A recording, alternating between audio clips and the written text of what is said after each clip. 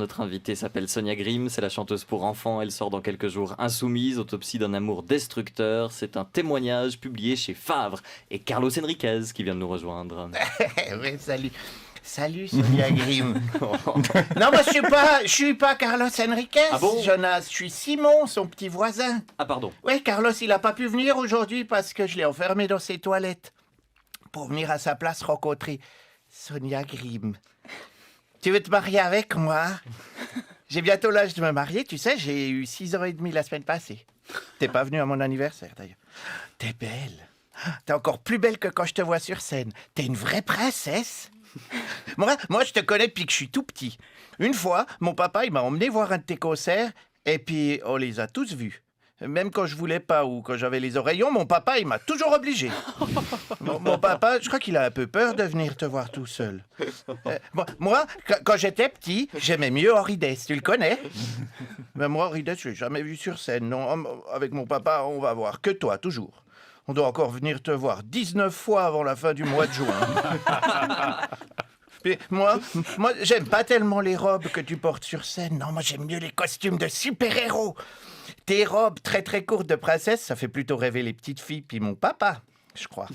Mais ces temps, il est triste, mon papa. Parce qu'il trouve que tes robes sont moins courtes qu'avant.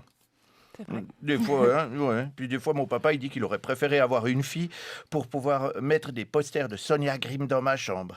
Oh, mais est-ce que t'es jolie? T'es plus jolie que ma maman. Mais faut pas lui dire, hein. Faut pas lui dire parce qu'elle se fâche quand mon papa lui dit ça. Oh non.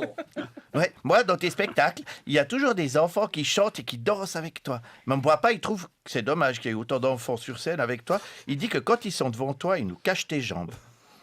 Non, puis maintenant, en plus de faire des chansons puis des spectacles, bah, t'écris des livres. C'est dommage, parce que moi, je sais pas encore lire. Mais c'est pas grave, hein, parce que ton livre, Insoumise, mon papa, il me le lit tous les soirs. Il l'adore. Aïe. Hein, je trouve dommage parce que dans ton code de Grimm à toi, il y a que des mots écrits, il n'y a pas de dessin. On peut même pas les colorier. Mais c'est pas grave, hein, parce que quand mon papa il me lit ton livre assis sur mon lit, moi je vois ta photo sur la couverture juste avant de m'endormir, puis je fais des beaux rêves.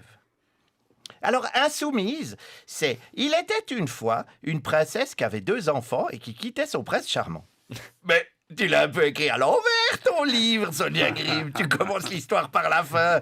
T'as déjà lu des livres, hein? Le mariage, les enfants et puis les vécus heureux, c'est jamais au début. Bon, c'est pas grave, je continue. Alors, la princesse, elle divorce, puis elle rencontre un nouveau prince charmant, elle tombe amoureuse de lui, ils se marièrent, ils eurent pas d'enfants.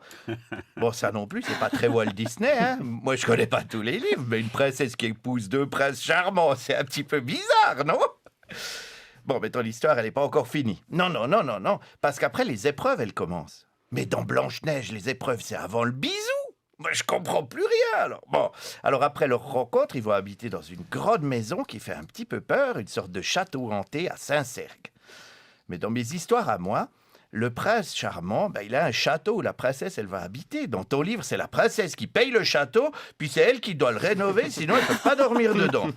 Et en parlant de ça, dans ton livre, le prince charmant, il passe ses journées à dormir. Il a piqué le rôle de la Belle au bois dormant ou quoi?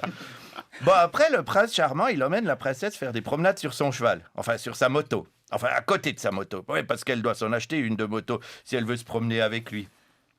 Et puis, le prince charmant, il combat pas des dragons. Non. Il dit juste à la princesse qu'il est très fort puis qu'il sait se battre. Et pour prouver, il vient dans la chambre de la princesse avec un couteau de cuisine, qui est son épée à lui, j'imagine. Et puis, je pense qu'il confond la princesse avec un dragon parce qu'il la tape. Et puis même qu'il se couche sur la princesse, qui est même pas d'accord pour lui faire des bébés, et il lui fait même pas de bébé. Dans ton histoire, moi j'ai tout de suite reconnu le prince charmant. Hein. Il est aussi dans La Reine des Neiges. T'as recopié Hans des îles du Sud, que t'appelles Sicile, les îles du Sud, dans ton livre. Mais oui, tu sais, c'est celui qui veut épouser Anna juste pour prendre son pouvoir, puis la laisser mourir lentement après. Mais toi, ta princesse, elle s'échappe du château. Hein.